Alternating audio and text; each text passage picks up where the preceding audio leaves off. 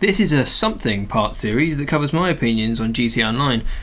I wanted to cover my impressions purely as a new player, but I spent nearly 6 months deep in the thick of the game and have more to talk about than just my new bro days. I'd like to preface this by making it clear I'm not a game designer, nor do I think of this as a game review. It's more about a look at how a game has failed and how that doesn't affect its success. Part 1. Monetisation. GTA Online is largely based on earning money to spend on new vehicles, weapons, properties and clothing choices. It's strangely made GTA Criminal Barbie. It's basically a dress-up game for boys. But while Grand Theft Auto has always been based on theft and criminality, GTA Online is a game based on abiding by some fairly arbitrary rules and running businesses for your earnings. It's almost like honest work. Currently, there is only one currency in the game, GTA dollars. These can be purchased directly from the in-game store for real money, and it's not a cheap transaction. At the lowest exchange rate, 1 million GTA bucks is worth £19.90, and at the best rate, when you fork out 60 quid, it makes 1 million worth £7.5.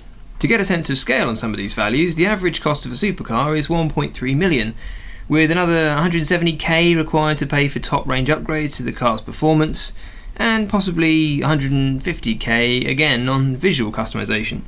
There is a daily cost every 48 minutes for simply playing the game, and it can be as high as 12k a day based on the running costs of your various criminal enterprises. If you crash that fancy new car into a lake, it could cost you 20k on the spot. Unlike most other games in existence, in GTA, if you don't actively pursue money, you'll end up broke. Unfortunately, the design of the game has been warped out of all sense around money. In an attempt to encourage the sale of shark cards, the moniker chosen for direct in-game cash purchases, some activities in-game are purposefully made to be dull and repetitive. This has roughly polarised the player base into modders that have illegally hacked excessive cash into their accounts and are bored with having everything, more on that later, and grinders that are dragging themselves through a handful of repeat tasks in the aim of maximising their earnings per hour. Shark cards are clearly making enough money to justify new content, but it comes at a steep price. Never mind the mind-boggling real money value of the content of a given expansion, the gameplay suffers. A few of the expansions in the game focus on establishing a business by buying the operating property, such as a hangar for air freight, and then completing missions to source and then later sell the merchandise.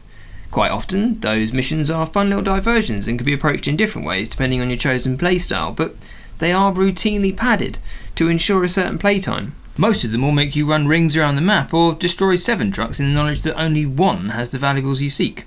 Gun running and MC businesses have sell your stock missions that can often feel like they've been designed as a literal punishment. You might be tasked to drive the slowest vans in the game, stopping to hand deliver parcels to a series of awkwardly placed locations across the city. During this task, all and sundry in-game can come and destroy you and your valuable goods. This sadistic approach to game design in the interest of encouraging shark card sales could not be more obvious. No one is ever going to enjoy this mission. It's there to make you resent making in-game cash, and it's clear the designers resent you doing just that. But this monetization system is working for GTA. That's the most criminal thing. I've seen a much fairer, better system in PlanetSide 2. There are additional benefits, but the main monetization system in PlanetSide 2 is a subscription that rewards you double the XP, which is like double the money for GTA. The value of the system is that it's flexible. Play every hour you have and make lots of cash. Not playing so much lately? Unsub to save money. It also has a much lower barrier to entry. I happily spend £10 on a monthly subscription whenever I get the bug and want to play PlanetSide again, because the asking price is reasonable and I consider it completely worth the cost. Shark cards would have to get close to £1 per million GTA dollars before I will ever part with my money for one. But if I could have been subbed to GTA Online for 2 times payouts at £10 a month, sure, I would have forked over 60 quid by now and felt completely thrilled to have done so. Well, not exactly. See, there's more problems with GTA than just shark cards. It's time for one of those mandatory talk to YouTube audience at the end of the video sections. So, it's over. Thanks for watching. I'll be continuing this GTA chat soon. Hopefully it's not going to be a long wait.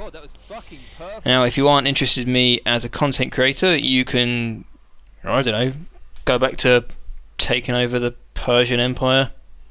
If you're still here, I'd be really keen to hear your thoughts. A lot of work goes into my videos, and I'd like to hear what you like, what you don't like. Even if you just want to tell me to die slowly, chuck it in the comments. I'd really appreciate it.